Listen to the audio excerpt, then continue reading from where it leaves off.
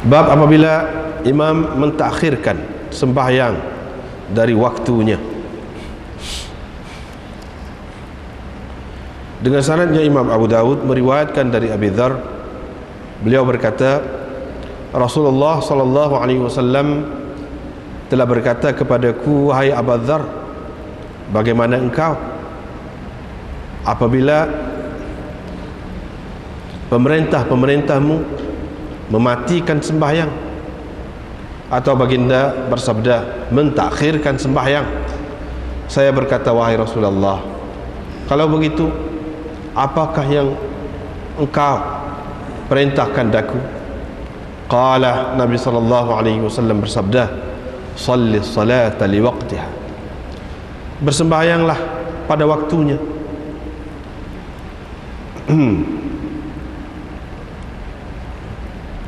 Setelah itu, kalau engkau sempat dengan sembahyang bersama mereka, engkau kerjakanlah, kerana ia menjadi sunat kepadamu.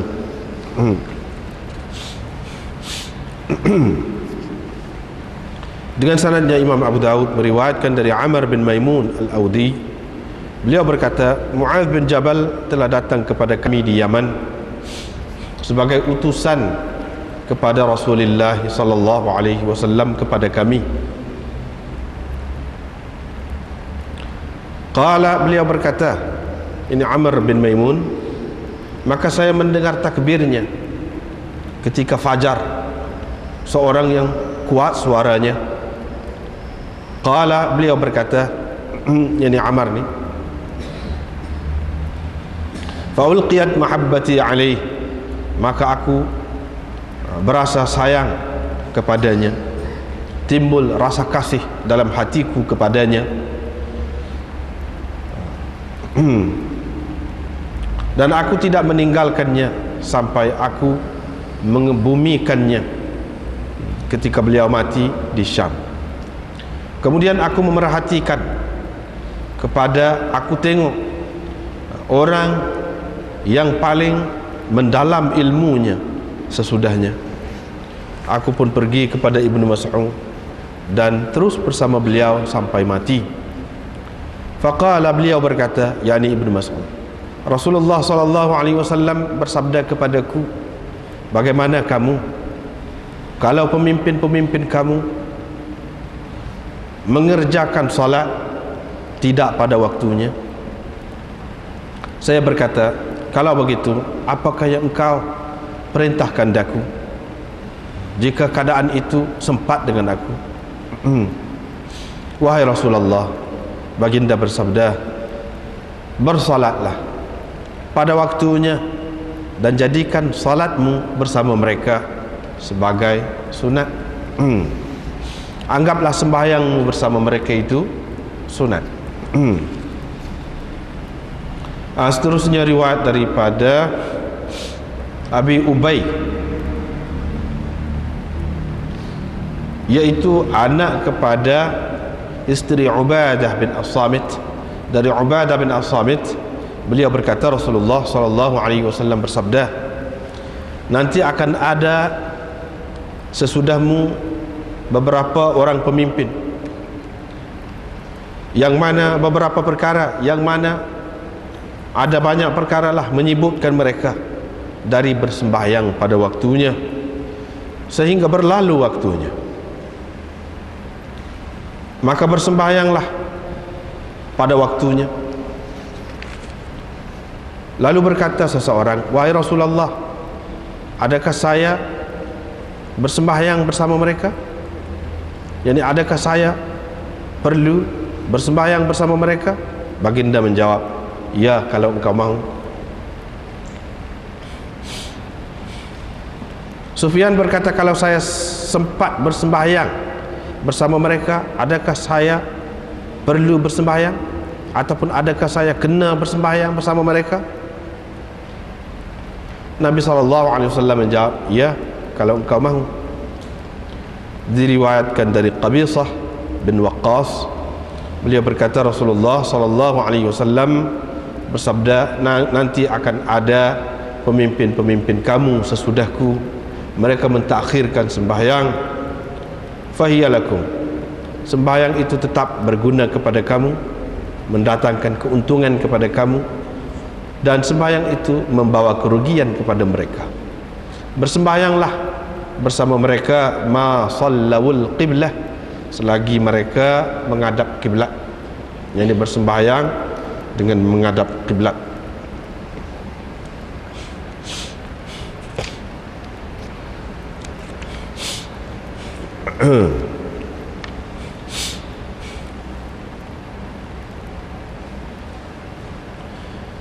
Ini bab bagaimana kalau imam mentakhirkan sembahyang dari waktu. Ada dua makna mentakhirkan sembahyang dari waktu itu. Satunya mentakhirkan sembahyang dari waktu yang mukhtar, waktu yang afdal. Satu lagi waktu yang terpilih lah. Satu lagi mentakhirkan sembahyang dari waktu ni sehingga meninggalkan sembahyang itu dalam waktunya.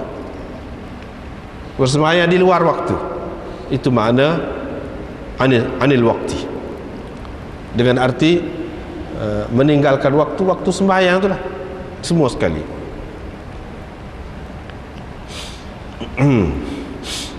Dalam bab ni melalui hadis-hadis dia menjelaskan kepada kita bagaimana kita nak buat. Kalau sekiranya imam itu sembahyang lewat dengan dua arti tadilah,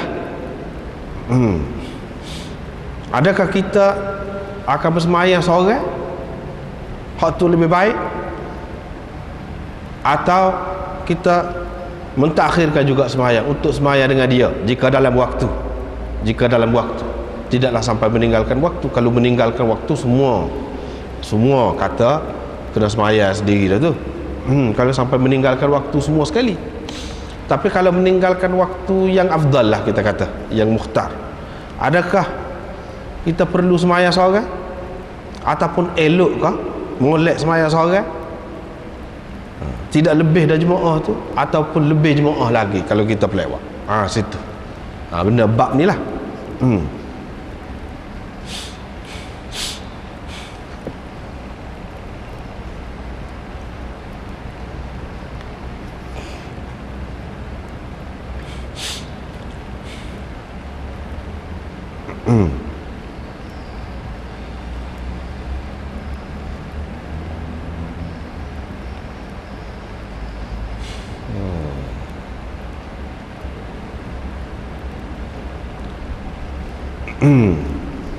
Kemudian kalau kita tengok sanad dia ni tak apalah, boleh lah, boleh. Walaupun ada yang mengatakan siapa tu, Abdullah bin As-Samit yang meriwayatkan dari Abi Dzar itu, ada yang mengatakan tidak hujjah, tetapi boleh dikatakan kebanyakan mengatakan boleh lah, sebab Imam Muslim pun ada ambil juga hadis dia. Dari Abi Dzar dia ambil, Abi Dzar Al-Ghifari, namanya Jundub bin Junadah. Abi Dzar ni masyhur lah di kalangan sahabat. Dia kata Rasulullah SAW berkata kepadaku, wahai Abu Dzar, bagaimana engkau, yakni apa engkau akan buat nanti sekiranya berlaku begini?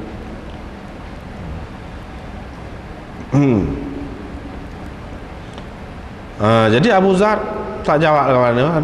Dia tanya lah. Dia tanya balik, kalau lagu tu Rasulullah nak suruh saya buat lagu mana? Kalau lagu tu ma ta'muruni fama ta'muruni, fama ta'muruni, dia ada dua di situ. Kalau kita tengok dari segi nahwu dia ada dua, boleh dua dari segi i'rab dia tu. Dalam syarah ni, kalau ada syarah Badrul Majhud ni pun boleh tengok. Yang pertamanya kita pakai ma tu, ma istifhamiyah. Kalau ma istifhamiyah, ma itu dengan makna apakah yang kau suruh saya, yakni melakukannya. Apa yang kau suruh saya lakukannya. Apa? Dengan makna apa? Apa yang kau suruh saya melakukannya? Ada tanda tanya di situ. Kalau ma istifhamiyah.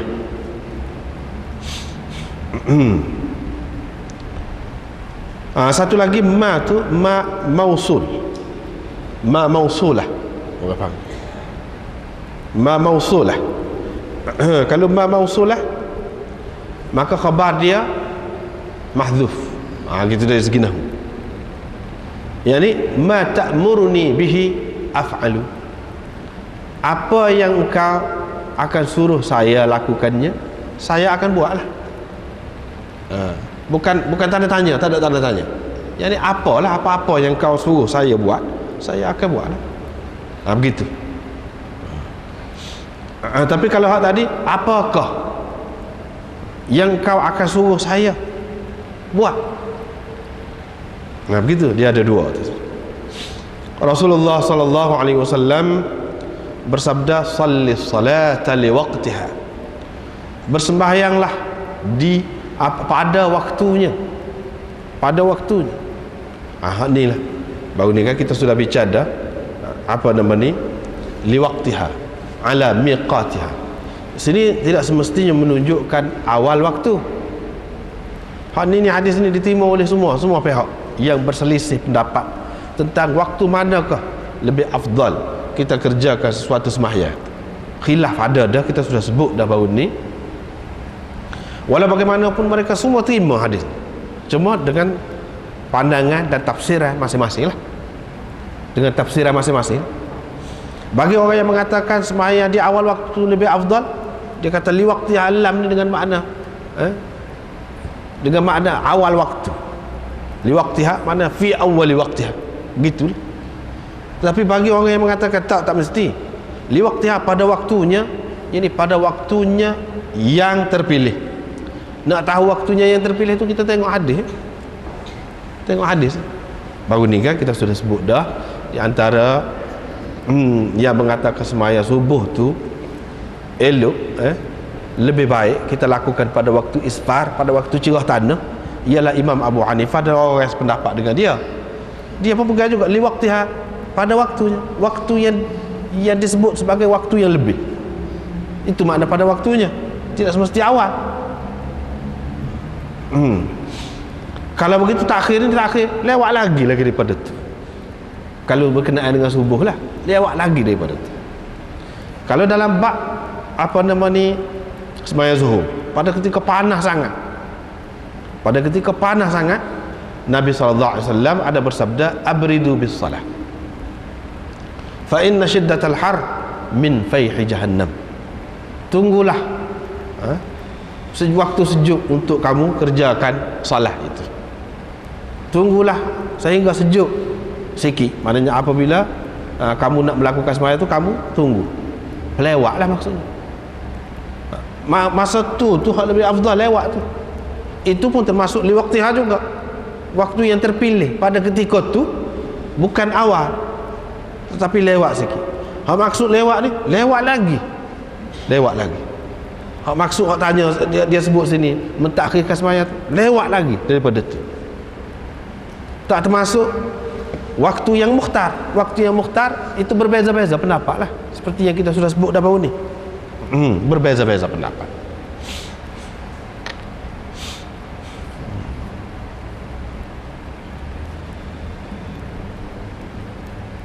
Itu makna li waqtiha. Jadi lafaz li waqtiha ini lafaz yang sahih.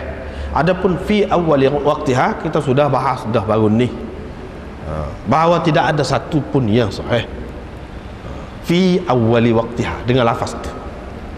Tidak ada satu pun yang sahih. Termasuklah riwayat Abu Daud baru ni kita sudah jumpa dah. Tidak sahih.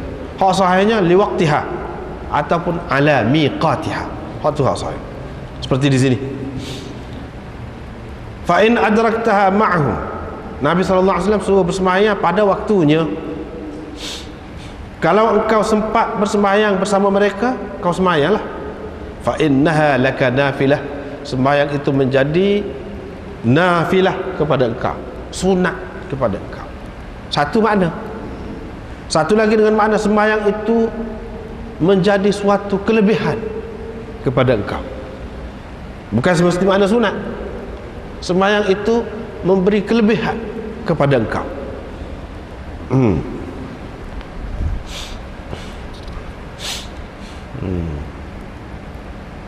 Fa in adraktaha ma'ahum fasallihi.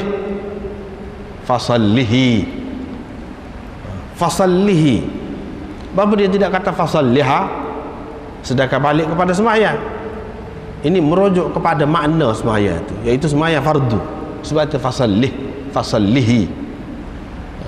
Setengah ulama mengatakan hak ni hak lisakt fasallih. Dia berarti gitu. Tak apalah. Fa innaha laka nafilah, kerana ia menjadi sunat kepada engkau. Satu lagi menjadi kelebihan, yakni membawa kelebihan kepada engkau. Di sini timbul khilaf, perbezaan pendapat ulama. Sembahyang seseorang, kalau dia sudah sembahyang dah saat ni di rumah dia seorang, sembahyang seorang dah di rumah dia, dah orang sembahyang lewat ni, dia sembahyang seorang. Lepas tu dia pergi ke masjid, orang duduk sembahyang. Dengan tu imam dengan jemaah lah duduk sembahyang. Adakah dia pergi turun sekali semua sembahyang kah? Kalau ke mana? Situ ada khilaf. Satu berkenaan dengan semua sembahyang kah atau tidak? Situ khilaf. Ada ulama mengatakan semua sembahyang berdasarkan hadis ini. Dia tidak kata sembahyang mana-mana. Sembahyang mana-mana. Lepas sembahyang subuh misalnya kita kata, kita sembahyang di rumah, kita pergi ke masjid, orang duduk sembahyang, kita boleh sembahyang bersama dia, dan sembahyang itu jadi sembahyang sunat. Sembahyang itu jadi sembahyang sunat. Satu. Begitu juga walaupun lepas asar, kalau nak kira dalam keadaan biasa tak boleh kan sembahyang sunat lepas asar, lepas subuh. Tapi dalam kes ni boleh. Bagi mereka lah, bagi mereka boleh. Itu satu. Yang kedua, ada ulama mengatakan sembahyang zuhur dengan asar saja hak boleh. Lagu ni, buat lagu ni, pergi sembahyang pula. Subuh subuh apa ni, hak boleh buat lagu ni. Zuhur dengan asar tak boleh. Asar tak boleh. Isyak. Sebab apa ni, subuh dengan asar lepas asar tak ada sunat. Kita tak boleh nak sunat. Lepas tu maghrib tak boleh juga. Bagi mereka lah. Ni kita nak ayat khilaf. Bagi mereka. Sebab apa? Sebab sunat tak ada 3 rakaat. 3 rakaat tak ada. Kalau tambah lagi, dia jadi tak serupa dengan tu imam pula. Sebab tu tak boleh, kata mereka. Sebab tu tak boleh. Ada juga yang mengatakan maghrib boleh, subuh tak boleh. Lepas tu ada pula yang mengatakan subuh boleh, maghrib tak boleh. Macam-macam lah pendapat itu. Macam-macam pendapat. Itu khilaf yang pertama. Khilaf yang kedua, hak kita semaya dulu tu, hak tu kau jadi fardu atau hak kemudian? Hak mana? Itu khilaf yang kedua sini. Baik, kita tengok dalam kitab ni pun dia ada sebut mengikut Mulla Aliul Qari. Ni orang Hanafi. Tadi kita sebut secara umum. Dia kata hadis ini hak Nabi suruh sembahyang ni dipakai dengan arti sembahyang zuhur dan isyak bagi kita tu maknanya orang mazhab Hanafi.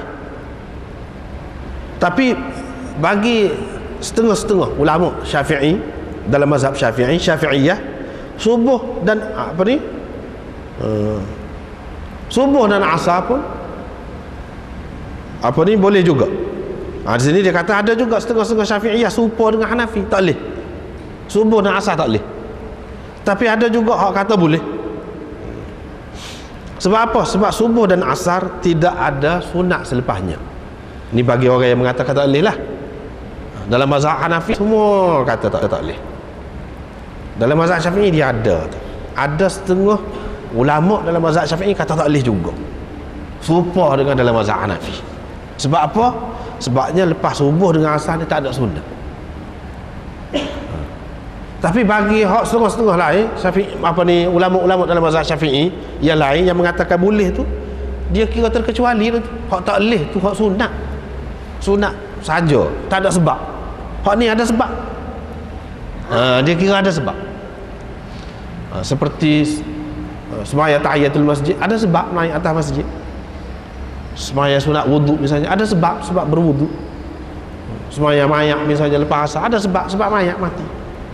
Ada sebab. Dia kata tak apa, boleh.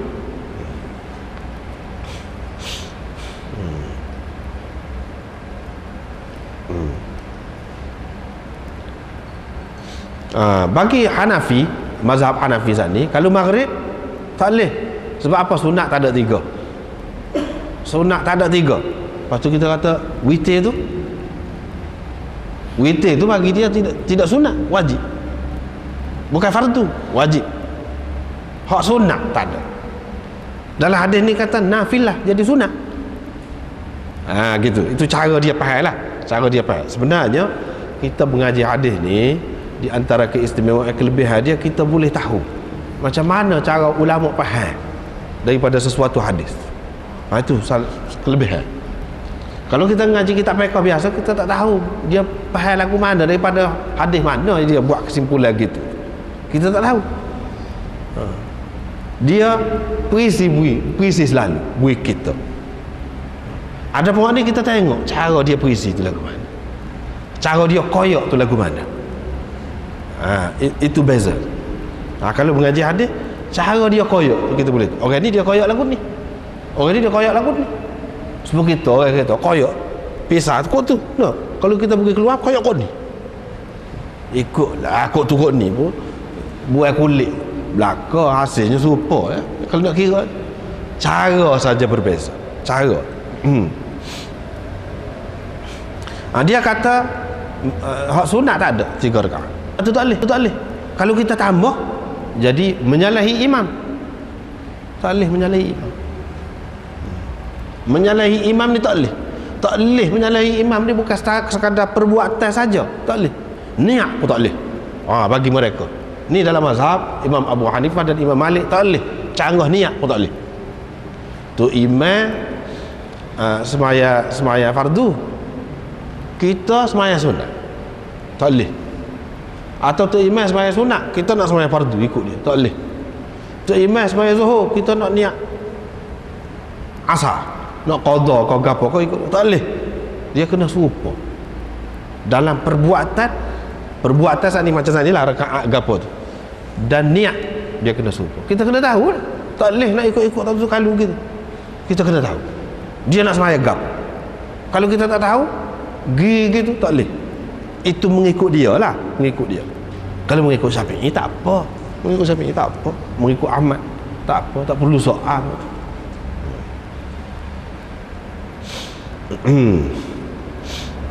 Tetapi kalau mengikut setengah-setengah Syafi'i, boleh dikatakan umumnya lah, dia kata boleh dalam mazhab Syafi'i. Sebab apa? Boleh tu dengan kita tambah 1 rakaat. Tak serupa dengan tu imam. Kalau maghrib sana, tu imam sebagai 3 rakaat. Lepas pada 3 tu kita bangun 1 rakaat lagi, tambah. Sunat 4 rakaat. Bukan 3, tambah 1 lagi. Boleh dia kata buat lagu tu.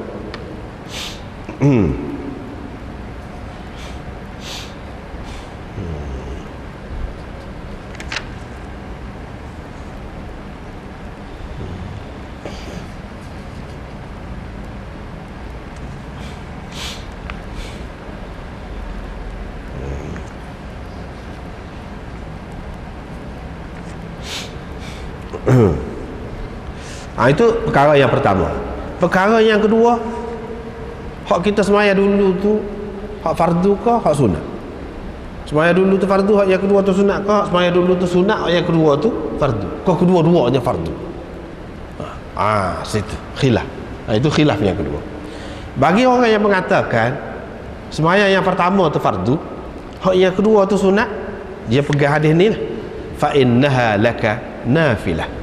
Sembahyang itu hak yang kedua tu, yang kamu sembahyang dengan tu imam, dengan jemaah tu, itu jadi sunat kepada engkau. Dia faham nafilah tu dengan makna sunat. Maknanya hak sembahyang seorang tadi, hak tu hak fardu. Nafilah tu makna sunat. Tapi bagi orang yang mengatakan sama ada hak yang kedua tu fardu atau kedua-duanya fardu, dia takwil hadis ini. Fa innaha laka nafilah, bukan memberi makna sembahyang yang kedua itu menjadi sunat kepada engkau, tidak. Tetapi dia pakai dengan makna sembahyang yang kedua itu membawa kelebihan kepada engkau, menambahkan lagi pahala kepada engkau, bukan jadi kurang, tidak. Sini tidak menunjukkan bahawa yang kedua itu sunat. Nafilah itu dengan makna kelebihan, tidak jelas menunjukkan hak yang kedua itu sebagai sunat, tidak jelas kata dia. Apalagi dalam riwayat Daraqutni ada disebutkan, ada disebutkan begini, menunjukkan bahawa yang kedua itu fardu. Riwayat daripada Sya'bi, riwayat daripada Yazid bin Amir inda Abi Daud marfu'an, wa fihi, di sana ada sebut, fa idza ji'ta as-salah fawajadta an-nas yusallun fasalli ma'ahum wa in kunta sallaita wal takun laka nafilatan wa hadhihi maktubah. Itu satu dalam Abu Daud. Dan dalam riwayat Daraqutni dengan lafaz begini, wal yaj'al allati shalla fi baitihi nafilatan. Ini jelas menunjukkan sembahyang yang pertama itu sunat, sembahyang yang kedua fardu. Makna dianya, kalau engkau pergi, kalau engkau pergi ke tempat sembahyang, kau dapati orang duduk tengah sembahyang, kamu sembahyanglah bersama mereka walaupun engkau telah sembahyang. Dan hendaklah yang engkau telah sembahyang itu, sembahyang yang engkau telah kerjakan itu menjadi yang sunat kepada engkau. Dan yang ini, yang kedua maktubah, yang disembahyang fardu. Dalam Daraqutni, biarlah yang engkau telah bersembahyang di rumah tu jadi sunat. Maknanya hak sembahyang di masjid ataupun lain-lain tempat sembahyang lah jemaah ni jadi fardu. Dia kata gitu, dia pegang hadis ni. Tetapi jumhur ulama mengatakan tidak betul ada hadis itu. Tetapi hadis itu hadis syadz dan hadis dhaif, hadis syadz. Riwayat syadzah mukhalifah li riwayatil huffaz wa thiqah. Riwayat itu bercanggah dengan riwayat hafiz hadis dan orang-orang yang thiqah. Sebagaimana kata Imam Baihaqi, bahawa orang pegang dengan itu tak boleh, tak kuat, sebab riwayat itu riwayat syadzah. Riwayat syadzah ni riwayat orang yang kuat juga, orang tu molek, tetapi riwayat dia bercanggah dengan riwayat orang lain, hak molek ramai lagi orang lain. Itu riwayat syadzah, dia jadi tidak sahih. Kalau orang yang meriwayatkan itu dia seorang, lepas tu dia riwayat bercanggah, dia tu tak kuat, dia meriwayat bercanggah dengan orang lain, itu orang panggil hadis munkar. Hadis munkar, hadis syadz. Dan Imam Nawawi mengatakan hadis itu dhaif, tak boleh, dhaif. Daraqutni sendiri kata ia adalah riwayat dhaifah, syadzah, dhaif dan syadz.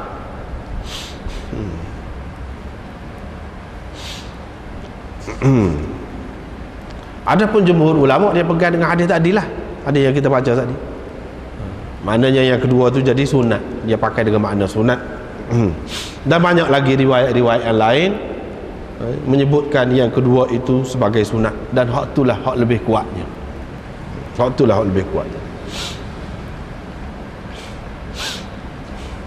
Bahkan Imam Syafi'i dalam qaul qadim dia kata isnaduhu majhul, isnad hadis tadi majhul, kerana Yazid bin Al-Aswad tidak ada perawi lain daripada dia selain daripada anak dia, dan anak dia tu pula Jabir tu tak ada orang lain yang meriwayat selain daripada Ya'la.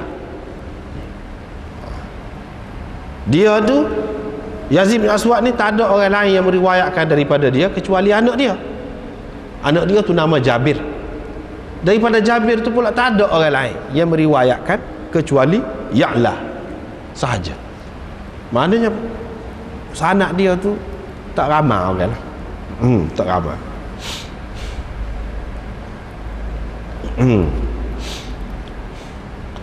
Kemudian orang yang mengatakan, ni pendapat yang ketiga, dia kata kedua-duanya fardu. Yang ketiga, kedua-duanya fardu, itu pun tak kena juga. Sebab apa? Sebab tak kenanya Nabi SAW larang bersembahyang 2 kali dalam satu hari. Sembahyang tolak. Nabi SAW larang dalam hadis yang terang, la zuhran fi yaumin, ataupun la tusalla salatun fi yaumin marratain. Tidak boleh dikerjakan satu sembahyang 2 kali dalam satu hari. Yakni tadi boleh, hadis tadi menunjukkan boleh, dia suruh sembahyang. Lepas tu hak tak boleh tu tak boleh lagu mana? Dengan niat lah, niat fardu kedua-dua tu, hak tu tak boleh. Sebab Allah SWT memfardukan sa' hak fardu. Zuhur sa', asar sa', subuh sa', maknanya begitu. Tiba-tiba kita pergi niat 2 kali itu dengan niat fardu, maknanya 2 kali, tak kena lah tu, bercanggah dengan hadis itu, tak boleh. Itu pendapat yang ketiga. Yang keempat, dia kata tak tahu lagi hak mana hak fardu, hak mana hak sunat, serah ke Tuhan. Lepas tu kita nak niat lagu mana? Hak yang kedua tu tak usah niat kadang-kadang. Niat kita ulas semaya, gitu saja. Kita nak semaya pula, gitu. Niat nak semaya pula. Niat tu niat sunat ke? Tak. Tidak niat sunat sebab tak tahu nak jadi sunat ke nak jadi fardu, hak yang kedua. Ini pendapat yang keempat, serah Tuhan.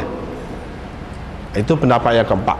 Pendapat yang kelima, dia kata memanglah serah Tuhan, tetapi Tuhan akan kira hak mana sebagai fardu. Akan kira hak mana? Dia kata Tuhan akan kira hak lebih molek, hak tu sebagai fardu, hak lebih molek. Kalau hak dia semaya seorang tu, hak tu lebih molek di sisi Allah, hak tu lah Tuhan kira sebagai fardu. Kalau hak dia semaya jemaah ramai-ramai walaupun lewat, hak tu lebih molek, Tuhan akan kira hak tu sebagai fardu. Maknanya dia pergi semaya, dia tidak niat sunat, tak, dia pergi nak semaya pula, semaya gitu lah. Sunat tak pasti lagi, tak boleh kata, sebab boleh jadi hak semaya yang kedua tu jadi fardu. Ini pendapat yang keempat ni, dia bagi 2 pun. Satunya serah Tuhan, kita tak usah kata kadang-kadang. Yang kedua, dia kata Tuhan akan kira hak lebih molek, akan ambil hak lebih molek, dan dijadikan yang itu sebagai hak fardu kepada dia.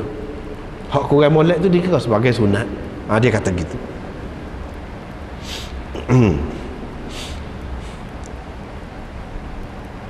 Itulah beberapa pendapat dalam bab ini.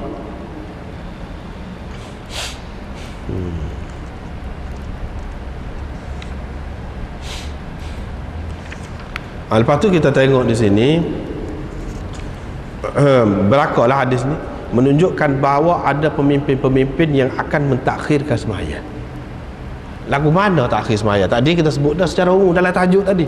Takhirkan sembahyang ni ada 2 makna. Satu dengan makna mentakhirkan dari waktunya yang mukhtar, yang terpilih. Yang kedua mentakhirkan dari mentakhirkan terus sembahyang, yakni sehingga keluar waktu.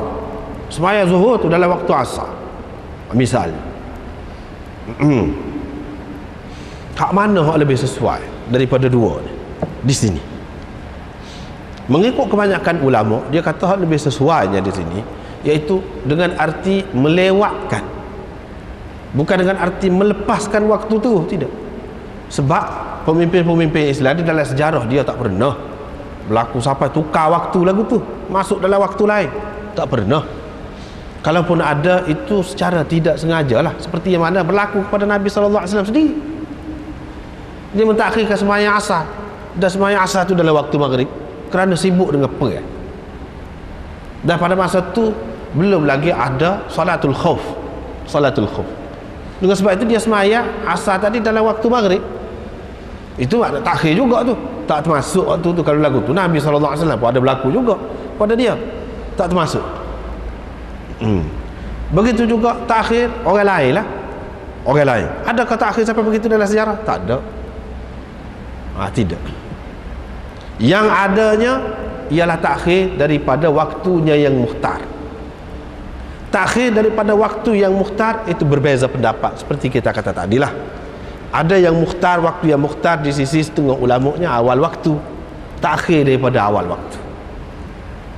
Ada waktu mukhtar di sisi ulama yang lain pula, tak mesti awal waktu, seperti yang tersebut dalam hadis itulah. Kalau lewat lagi daripada itu makna takhir daripada waktu. Itu ada dua saja.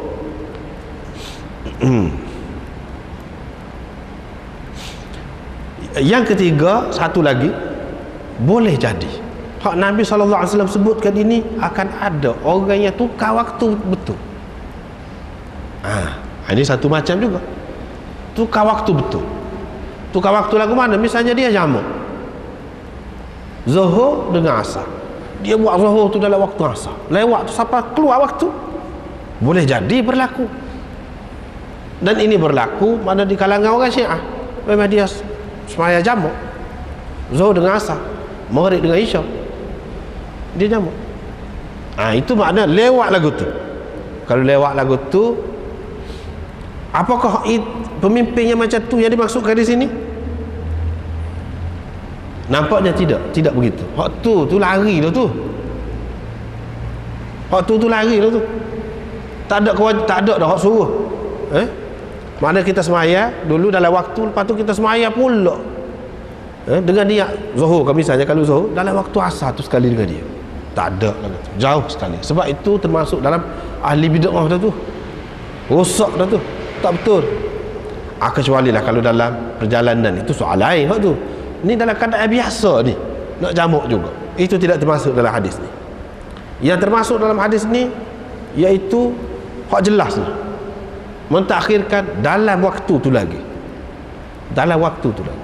Dan ini akan berlaku, memang pun berlaku di sepanjang sejarah umat ni. Ada bermula daripada lepas zaman Nabi SAW, beberapa puluh tahun selepas itu sudah ada yang buat macam tu, dan ditegur oleh pemimpin-pemimpin, ditegur oleh pemimpin-pemimpin. Ada lah.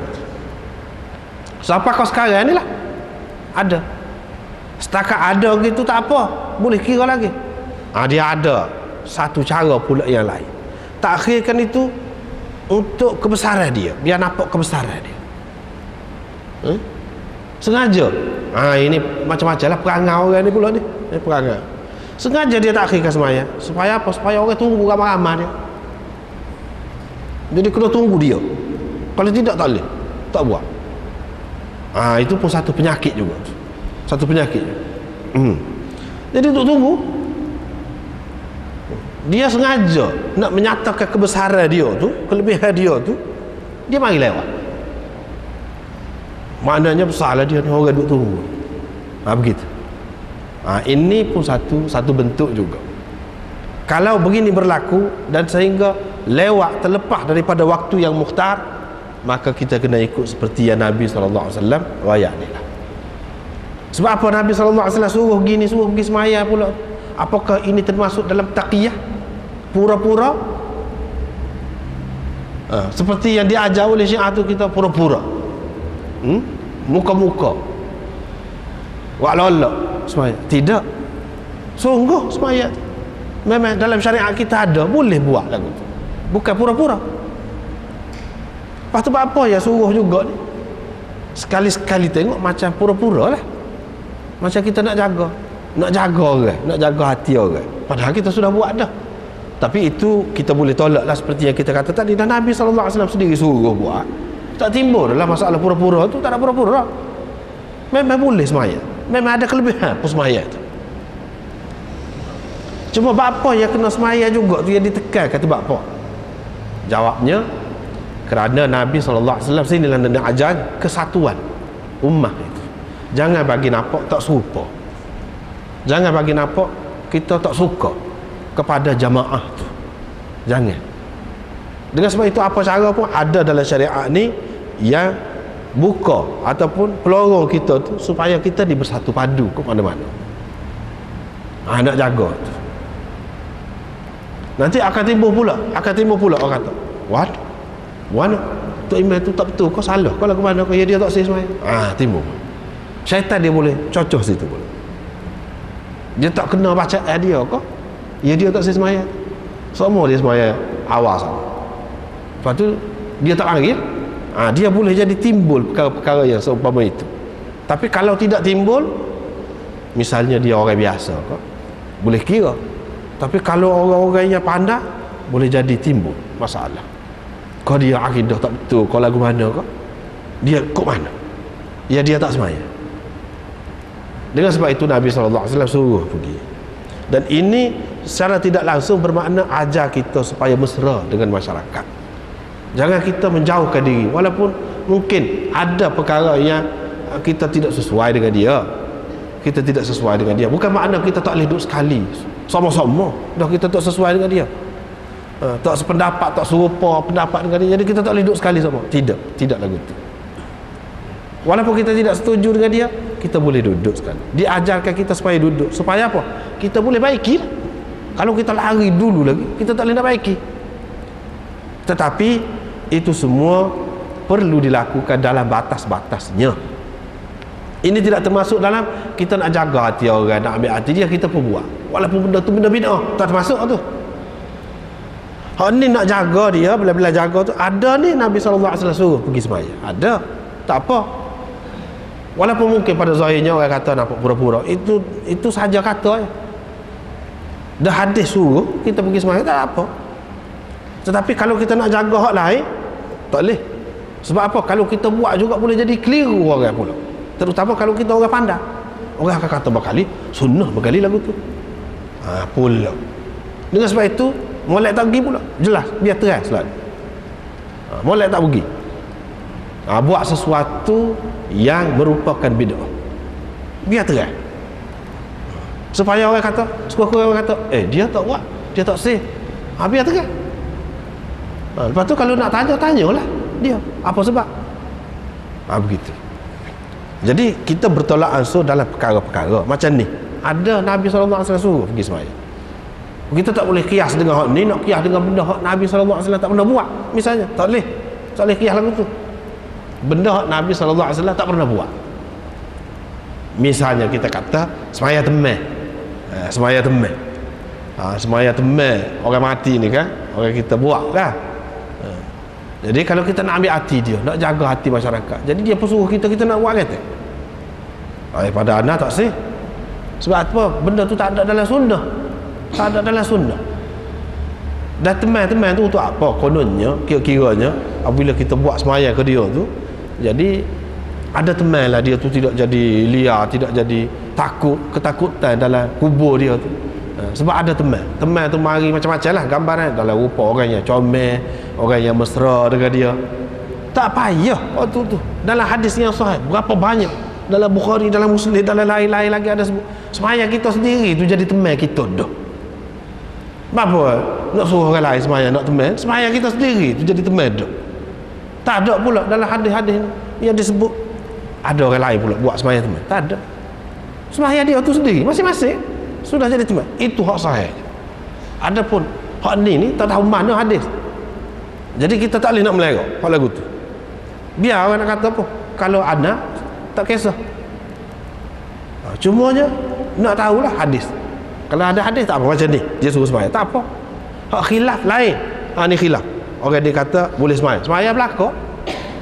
Semua sembahyang lah, sebab zahir dia suruh sembahyang, dia tak kata sembahyang zuhur dengan isya saja ke. Itu masih khilaf lagi. Hak ni pula kata semua sembahyang. Hak ni pula kata zuhur dengan isya saja. Hak lain tak boleh. Sebabnya gini-gini. Itu khilaf. Bukan bid'ah waktu tu. Khilaf ni makna dia ada asal, ada hadis dia, ada ayat Quran. Cuma beza tu dari segi faham. Faham tu beza. Sebab kita kata cara koyok tadi beza. Tu je. Benda tu ada. Benda tu ada. Hak nak koyok tu pun ada. Alat nak koyok tu pun ada. Cara saja. Hak ni tolaklah ke depan, nak koyok. Hak ni alah gini. Tetapi benda bid'ah dia tak ada langsung. Misalnya sembahyang teman ada. Mana ada hadis? Tak ada. Tak ada hadis. Lepas tu kita boleh kias? Tak boleh kias. Kias tak boleh dalam bab ibadat. Nak kias benda lain boleh. Dalam bab ibadat tak boleh. dia jadi bid'ah. Itulah bid'ah ni. Sebab itulah ulama-ulama mengatakan sembahyang raghaib, sembahyang gotu goni, puasa goni bid'ah, walaupun dia tu dalam rupa sembahyang. Dalam rupa sembahyang kita tak boleh mana-mana dalam bab ibadat, walaupun nampak serupa, molek kita kata buat apa salahnya. Tak boleh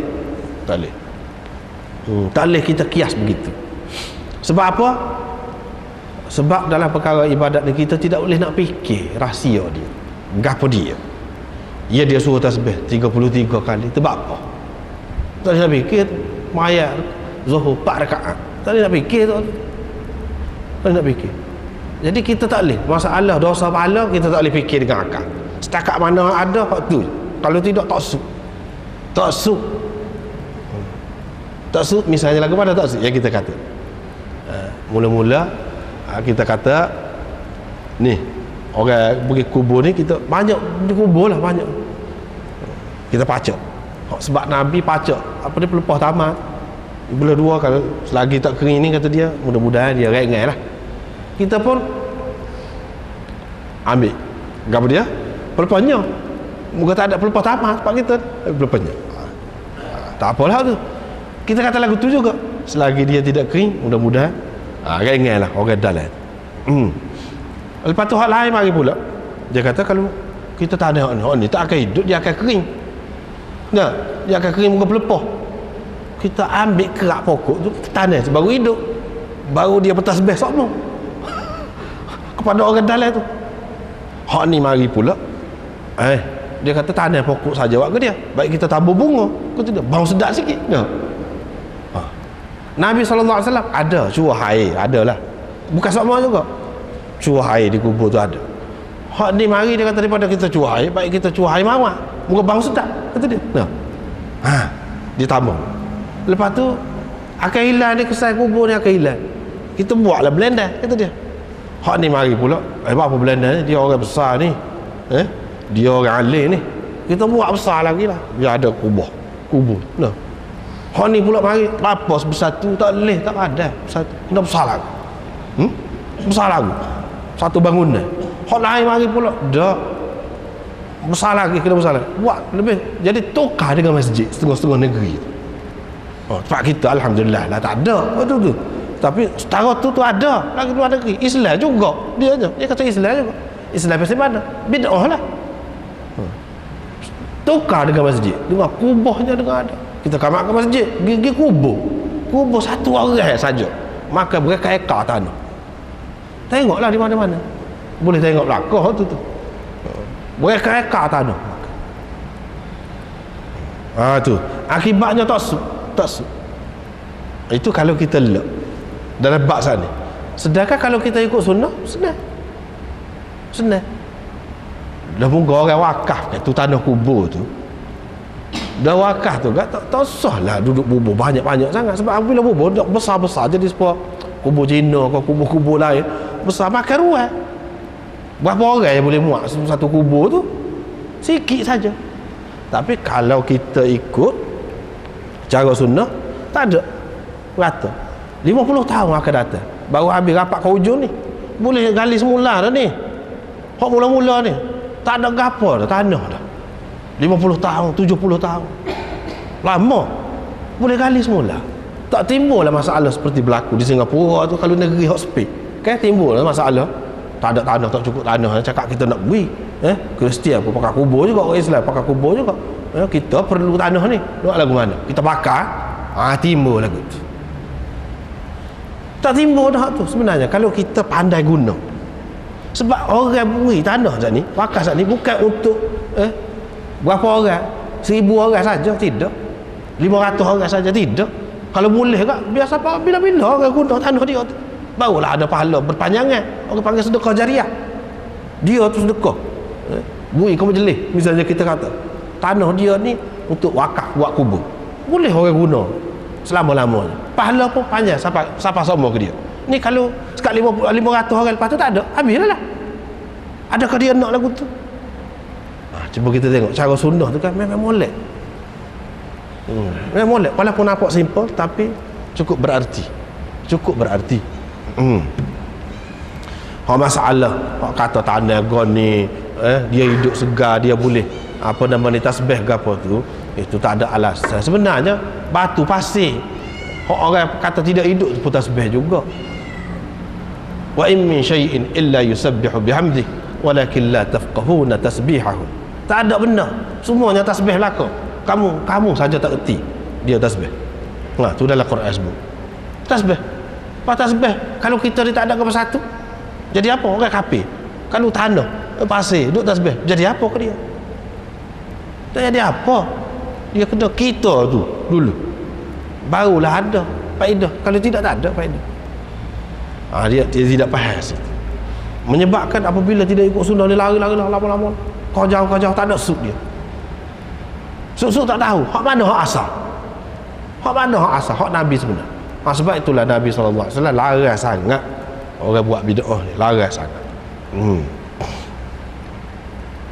Satunya dari segi faedah dunia, tak boleh pergi jauh. Misalnya kubur sana ni, tak boleh pergi berpanjangan. Orang yang wakaf tu kalau bolehnya nak pahala sama lah dia, terti pahala dia. Tidak menyelesaikan masalah. Kalau ikut cara sunnah, menyelesaikan masalah seperti di Singapura.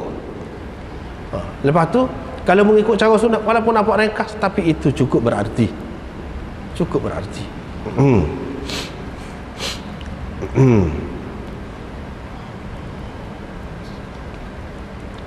Tak apalah.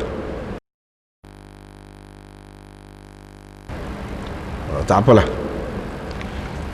Seterusnya riwayat daripada Amr bin Maimun Al-Audi. Dia kata Mu'adz bin Jabal pergi ke Yaman, pergi kepada kami di Yaman. Siapa dia? Amr bin Maimun Al-Audi ni. Amr bin Maimun Al-Audi, dia dan dengan zaman Nabi SAW, dan dengan zaman Nabi SAW, tapi dia tak ada berjumpa dengan Nabi SAW. Dalam perjalanan dia nak pergi jumpa Nabi SAW, wafat. Begitulah ceritanya.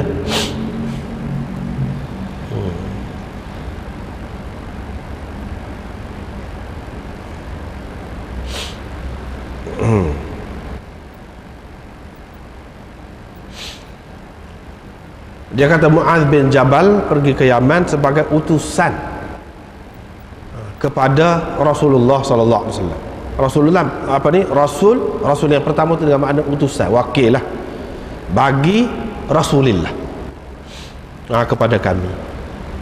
Dia kata dia siapa tu dekat subuh, dekat fajar. Kami dengar dia takbir, bukan takbir ban ni tak ni. Takbir sajalah bila dia sapa tempat tu, dia takbir Allahu Akbar. Suara tu pagi tu, suara dia derah, bunyi, gemuk suara dia. Situ. Apabila dia duduk di Yaman itu, aku pun berasa sayang kepadanya. Timbul rasa sayang di dalam hati aku kepada dia. Semenjak itu aku tak pisahlah dengan dia. Lepas pada tu dia pergi ke Syam pula. Sebab Sayyidina Umar lantik dia sebagai gubernur di sana pula, ganti kepada Abi Ubaidah bin Al-Jarrah, ganti dia di sana. Kawan ni pun pergi juga, Amr bin Maimun Al-Audi ni pergi juga ke Syam, turut dia, duduk sekali lah maknanya, jadi anak murid dia sampai mati. Lepas tu dia pun fikir tengok, lepas pada mati dah ni nak pergi kepada siapa pula. Dia pun tengok orang yang paling dalam di kalangan sahabat ilmunya pada masa itu, dia pun pergi dekat Ibnu Mas'ud. Ibnu Mas'ud ni sahabat Nabi yang besar, sahabat besar Nabi, orang yang sangat alim. Ini dia kata orang yang paling mendalam ilmunya di kalangan sahabat. Aku pun pergi duduk dekat dia lah, tak pisah dengan dia sampai mati pula. Abdullah bin Mas'ud sampai mati pula. Dia pun kata Rasulullah sallallahu alaihi wasallam pernah berkata kepadaku, bagaimana kamu apabila ada pemimpin-pemimpin kamu bersembahyang tidak pada waktunya? Aku pun kata supaya tadi juga, supaya Abu Dzar tadi. Dia kata kamu nak suruh aku buat lagu mana kalau aku dah dengan keadaan itu? Wahai Rasulullah, Rasulullah kata sembahyanglah pada waktunya. Dan jadikan sembahyang engkau bersama mereka, atau anggaplah sembahyang engkau bersama mereka itu subhah, sebagai sunat. Sebagai sunat. Subhah maknanya tasbih. Asal dia subhah tu maknanya tasbih. Dalam sembahyang fardu pun ada juga tasbih. Tapi tasbih dalam sembahyang fardu ni dia sunat. Sebab itu sembahyang sunat tu dipanggil subhah juga, hak sunat, bagai sunat. Bagai sunat. Supaya tadi juga Nabi SAW suruh dia. Jadi bukan seorang sahabat dia suruh buat lagu tu, tetapi ramai sahabat. Ramai sahabat.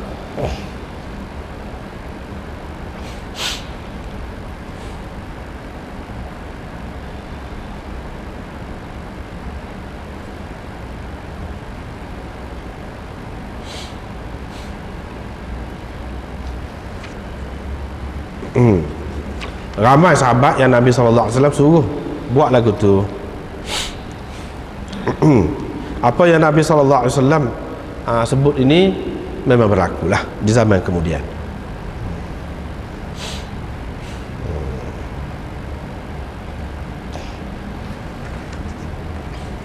Seterusnya, daripada anak saudara perempuan Ubadah bin As-Samit, dari Ubadah bin As-Samit. Ini yang anda sebut ni berdasarkan dalam nuskhah ni lah, dalam nuskhah ni. Lepas tu kalau kita tengok pula riwayat satu lagi, dia ada tahwil sanad ha. Lepas pada tu sanad yang lain sampai kepada Hilal bin Yasaf juga, sampai kepada Sufyan. Maknanya sama dengan riwayat sebelum pada tu. Yang ni daripada Mansur.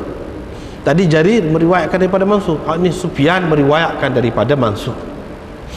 Makna dia serupa hadis, lafaz dia tidak sama. Itu makna al-makna. Makna dia saja sama, lafaznya tidak sama. Yang ni riwayat mereka berdua, riwayat Jarir dan riwayat Sufyan daripada Mansur ni, makna dia sama, lafaz dia tidak sama. Tapi dalam riwayat ni Sufyan daripada Mansur ni an Abi Ubay ibni imraati Ubadah bin As-Samit, dari ayah Ubay. Siapa ayah Ubay itu? Iaitu anak kepada isteri Ubadah bin As-Samit. Hak tadi anak saudara perempuan bagi Ubadah bin As-Samit. Abil Musanna ambil daripada anak saudara perempuan bagi Ubadah bin As-Samit. Hak ni Abil Musanna ambil daripada Abi Ubay. Abi Ubay itu siapa? Iaitu anak lelaki kepada isteri Ubadah bin As-Samit. Situ beza dari segi sanad, dari segi sanadnya beza. Hak betulnya hak mana? Hak betulnya hak yang kedua. Hak betulnya yang kedua. Hak ni hak yang pertama ni, riwayat yang pertama ni, ani bni ukhti Ubadah tu silap. Yang betulnya ani bni imraati Ubadah bin As-Samit, iaitu dari anak isteri Ubadah bin As-Samit. Supaya riwayat yang kedua, anak kepada isteri Ubadah bin As-Samit tu siapa dia? Abi Ubay. Abi Ubay. Siapa dia isteri Ubadah bin As-Samit? Iaitu Ummu Haram binti Milhan. Ummu Haram binti Milhan. Siapa dia? Abu Ubay. Abu Ubay itu kunyah. Abi Ubay itu kunyah. Nama dia yang sebenarnya Abdullah. Nama dia yang sebenarnya iaitu Abdullah. Abu Ubay.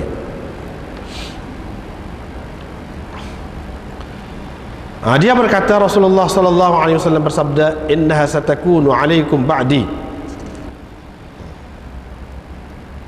innaha satakunu alaikum ba'di umara.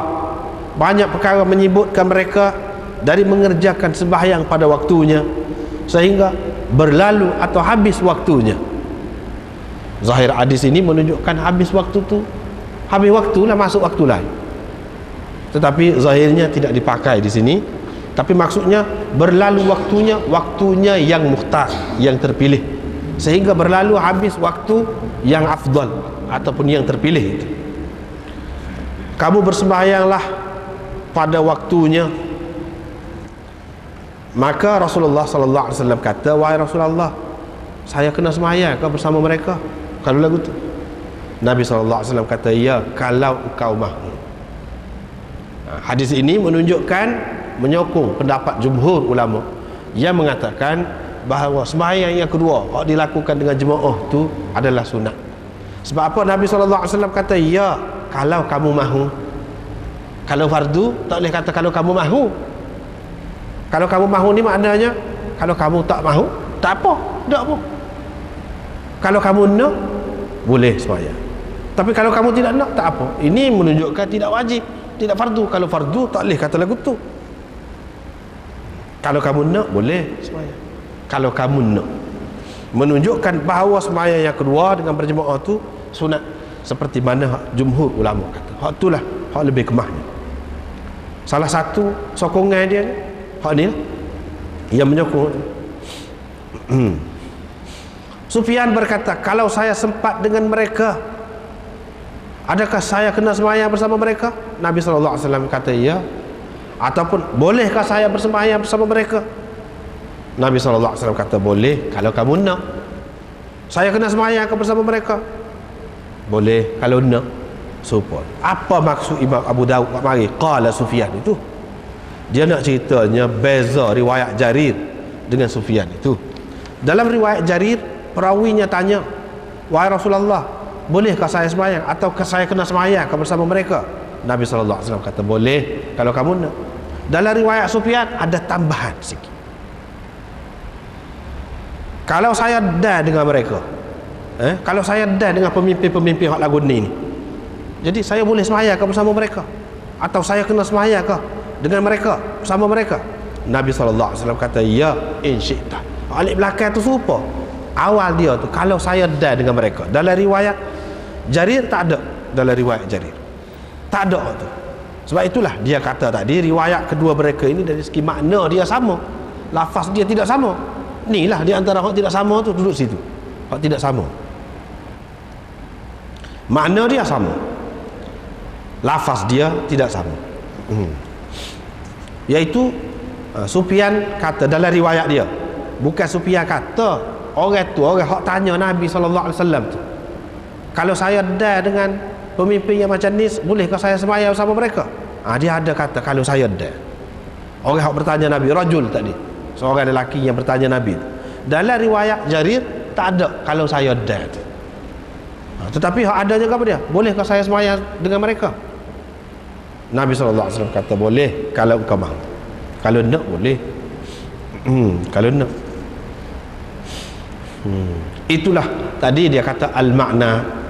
Riwayat ini makna dia sama, sanad dia tu berbeza, sanad Jarir dan Sufyan. Makna dia tu sama, lafaz dia tidak sama. Seterusnya, riwayat daripada Abu Hashim, yakni Az-Za'farani. Az-Za'farani, Za'farani ni ada dua. Satu nisbah kepada tempat, namanya Za'faran, Za'faraniyah. Satu kampung di Baghdad, kawasan Baghdad ada nama Za'faraniyah, kampung, nama kampung. Orang-orang situ orang panggil Za'farani, Za'farani. Satu lagi ni perawi kita ni Abu Hashim Za'farani, bukan dia orang Za'faraniyah situ tak, tetapi kerana dia jual za'faran, sebab itu dia terkenal dengan Za'farani. Bukan dia orang situ, orang tempat yang bernama Za'faraniyah, tidak, tetapi kerana dia jual za'faran. Za'faran sejenis bunga lah, bunga yang orang bubuh dalam nasi biryani gapo tu, orang bubuh, nak suruh warna dia tu jadi kuning.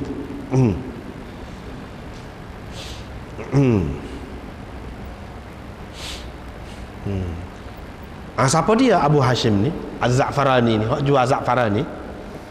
Dia ni ni tak kemah sini ni, tak kemah. Kalau kita tengok dalam kitab ni, dia kata Ibnu Ma'in kata thiqah, Abu Hatim kata salih ma arabihi ba'san, tak apa, bolehlah. Ibnu Hibban masukkan dia di dalam perawi yang thiqah. Bukhari kata fihi nazar. Bukhari ni orang teliti, orang cermat. Dia kata fihi nazar. Dia dipertikaikan, kedudukannya dipertikaikan. Abul Walid At-Tayalisi kata thiqah. Uqaili pula memasukkan dia di dalam kitab dia, senarai perawi dhaif. Maknanya dia ni perawi dhaif. Mengikut setengah ulamanya perawi dhaif, mengikut setengah ulamanya tidak dhaif. Tidak dhaif. Begitu. Lepas tu kita nak pakai hak mana? Situlah dia beza. Itu masalah ijtihad dalam masalah perawi-perawi ni. Setengah orang sebab apa dia kata satu hadis tu dhaif? Sebab bagi dia ada seorang perawi dia tu dhaif. Tapi bagi orang lain dia tidak pandang perawi itu dhaif. Maknanya kedudukan dia tu tidaklah lemah sangat. Maka dia katakan hadis itu tidak dhaif. Gitulah mengikut kaedah asalnya. Kalau sekat tu tak apa hadis ni. Kalau sekat Abu Hashim tu tak apalah orang dia kata gini, orang dia kata gini. So kita kena tengok perawi lain pula. Perawi yang kedua pula. Dia ni ambil daripada Salih bin Ubaid. Siapa dia Salih bin Ubaid ni pula? Kita tengok sini. Salih bin Ubaid, Ibnu Hibban kata dia ni orang thiqah. Ibnu Hibban kata dia ni thiqah. Ibnu Hibban ni termasuk dalam ulama jarh dan ta'dil. Tetapi ulama-ulama mengatakan dia ni mudah nak raih lah, mudah nak raih, mudah nak lulus.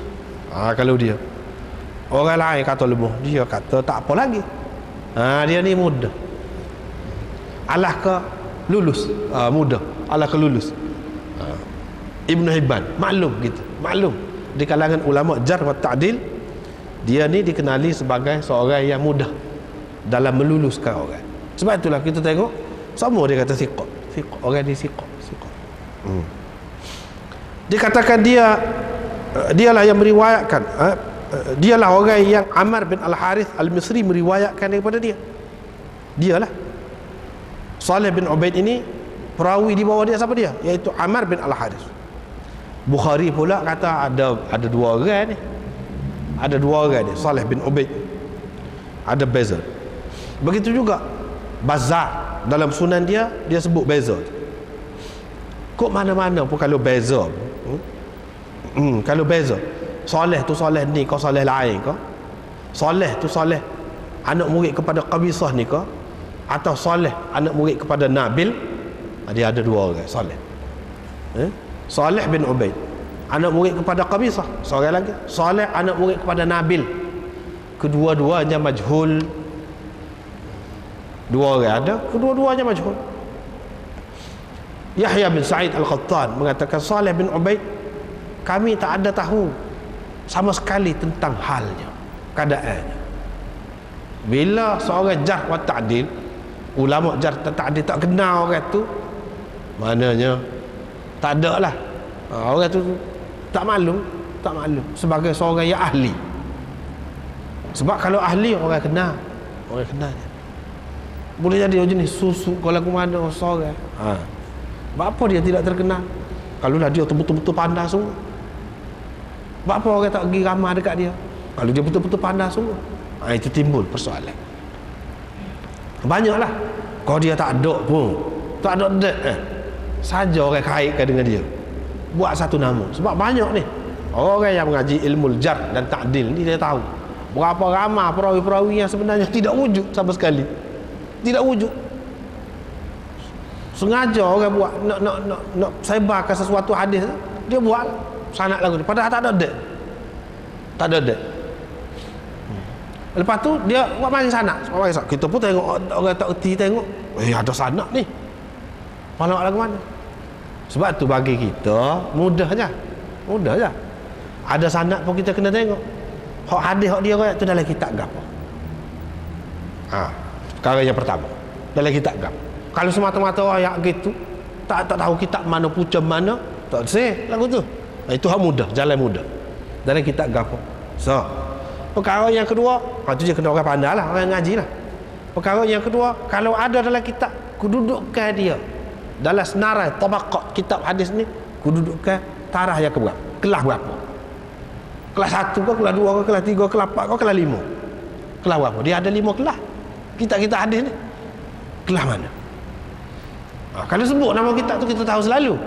Kitab ni kelas 5. Kitab ni kelas 4. Kitab ni kelas 3. Kalau kelas 3 ni lagu mana? Orang yang ngaji dia tahu lah. Itu 2 bagi orang yang ngaji. Penting tu. Dan yang ketiga, kalau hak dalam lagi, kalau tak ada sanad, tak ada royak kitab mana-mana, dia boleh cari. Sanad ada dah cukup. Sanad ada dah cukup. Dia boleh melalui sanad sana, dia tengok. Orang ni ada ke tak ada? Tengok dalam senarai. Dalam senarai kitab perawi ada ke tak ada?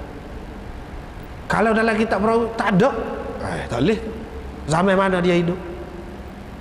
Dia ambil daripada siapa? Orang ni kira-kiranya hidup zaman mana? Boleh cek, semua boleh cek. Semua boleh cek. Tak lepas. Dengan sebab itulah orang-orang yang dia nak buat benda-benda yang tak betul dalam agama ni, dia cukup anti kepada ahli hadis. Cukup anti. Sebab dia takut. Sebab ahli hadis akan buka pekung, dedahkan kepalsuan dia dengan cara-cara tadi lah. Kalau dia kata dalam kitab, dia boleh tahu kitab ada ke tak ada, dalam kitab dia boleh cek. Kalau ayat perawi sana, dia boleh cek juga sana. Kalau ada dalam kitab, dia boleh bahas lagi kitab tu setara mana, kelas mana kitab. Itu susah. Sebab tu ahli bid'ah dia sangat benci kepada ahlul hadis. Dia sangat benci, tak suka. Sebab apa? Ada hadis susah, payah. Itu sebenarnya. Sebab apa dia nak tengok mana hadis? Kalau tak ada hadis tak boleh. Kalau bon oyak orang ni boleh oyak belaka lagu tu, tak sudah. Kita ada panduan, farudduhu ilallahi war rasul in kuntum tu'minuna billahi wal yaumil akhir. Kalau berselisih dalam sesuatu perkara, kembalikan kepada Allah, Quran dan Rasul, sunnah. Kalau kamu benar-benar beriman dengan Allah dan hari kemudian. Kalau kamu tak balik situ, mana kamu tidak benar-benar beriman dengan Allah dan Rasulnya. Dia ayat dah tu 2 perkara. Hak tidak sesat pun 2 perkara dia kalau pegang kemah. Nabi SAW kata tak akan sesat 2 perkara, Quran dan sunnah. Kalau nak ayat tu wali ni, ahli tasawuf ni, itu bukan jaminan tu. Bukan jaminan. Tak ada jaminan lagi. Dia dapat mimpi, dapat gitu gini. Tak boleh. Itu bukan jaminan dalam agama tu. Bukan jaminan dalam agama. Tak boleh. Quran dan sunnah. Hak tu je, hak jaminan. Kalau hak lain tak ada. Boleh jadi betul, boleh jadi tak betul, belaka semua. Betul apabila betul dengan hak tadi, 2 tadi. Tak betul apabila tak betul dengan hak 2 tu.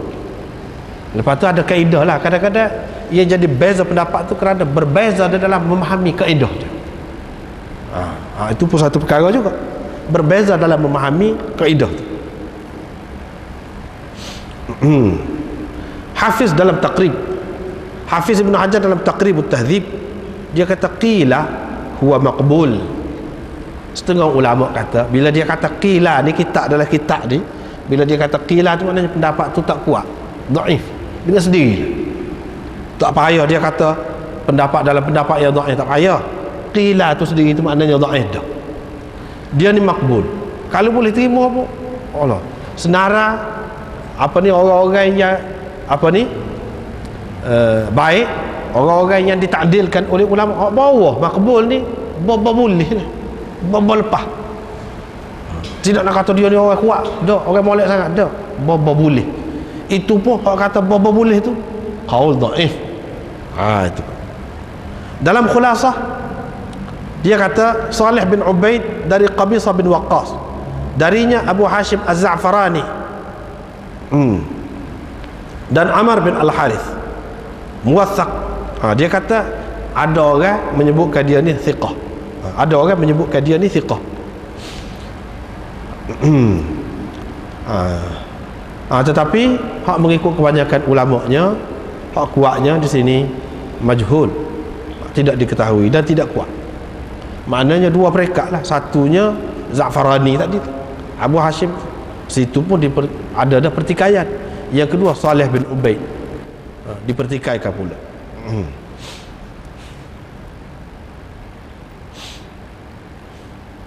Maknanya paling tinggi, sebab setengah-setengah kita ni ada pakai kitab cetakan Arab tu, ada pak orang rasanya yang mentashihkan dia. Situ dia kata hadis ini sahih. Tak boleh sahih hadis ini, dia tidak sahih, dhaif. Sebab apa ni? Paling tinggi, paling tinggi ni, tebal-tebal lah ni, tebal, hasan paling tinggi. Tak boleh pergi nak sampai ke sahih, tak boleh. Tinggi kedudukan hadis sahih ni, setara ni dia tidak jadi sahih. Paling tinggi hasan. Tetapi hak sedaknya, hak jelasnya dhaif hadis ini.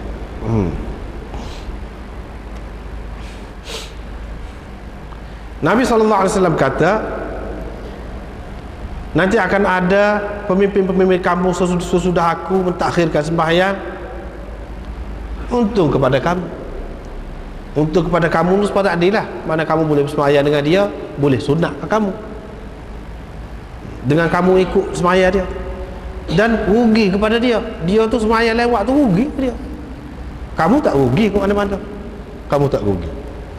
Satu, kerana kamu sudah sembahyang dah sebelum pada tu, kamu pergi sembahyang dengan dia tu hak sunat, dapat untung lah.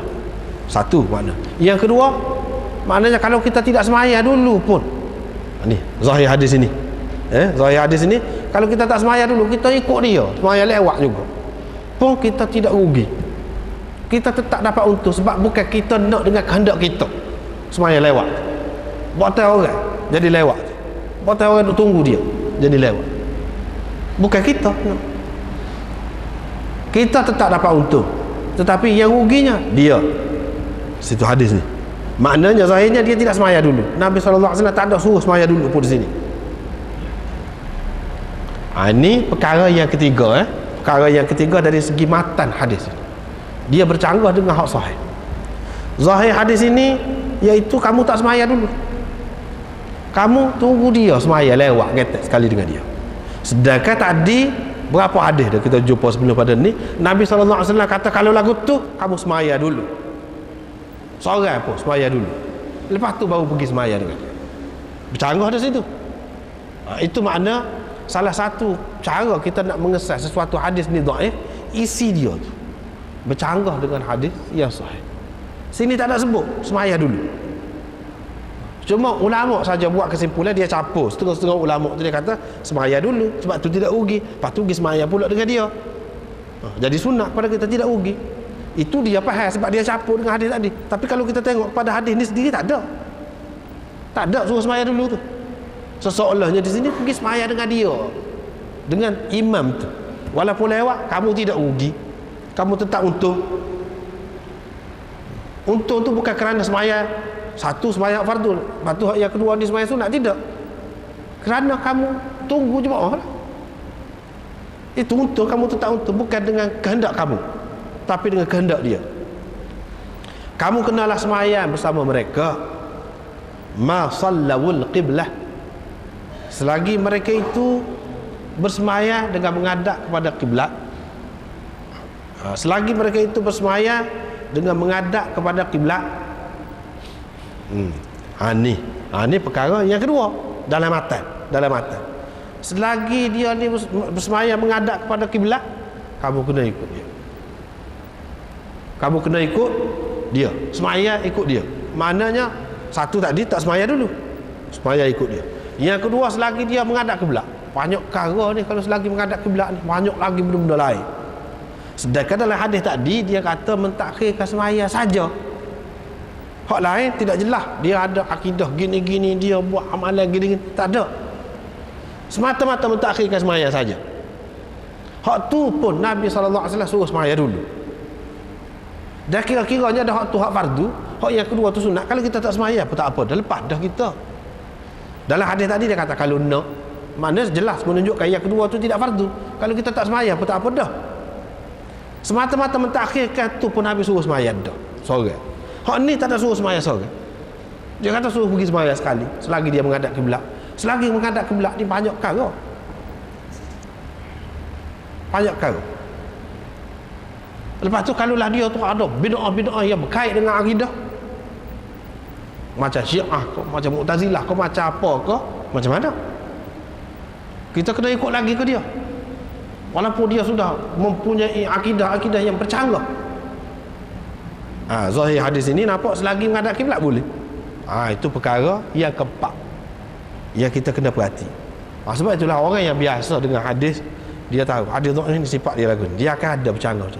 Lepas tu dia akan bercanggah dengan perkara yang besar lagi. Maknanya macam di sini tak perlu soal dah hak lain, asal dia menghadap kiblat. Lepas tu hak lain tu nombor 2, nombor 3, nombor 1 sekali menghadap kiblat. Tak boleh, lagu tu kena tengok juga. Kena tengok juga.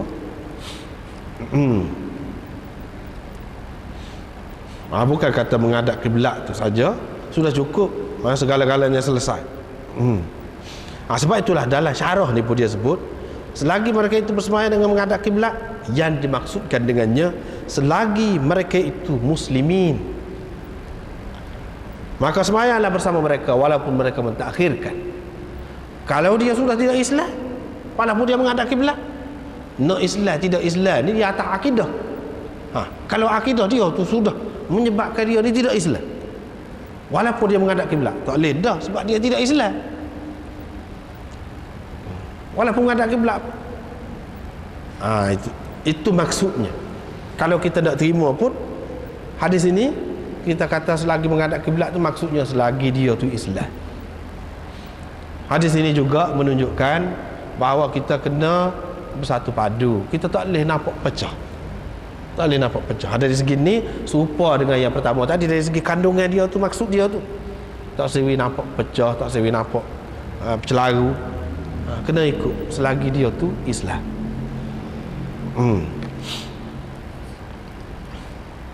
Kemudian babun fi man nama an salatin aw nasiyaha, tentang orang yang tertidur sehingga tertinggal sembahyang ataupun terlupa mengerjakan sembahyang, macam mana nak buat. Sekat itulah. Ini panjang pula ni cerita, bahas panjang. Wallahu a'lam.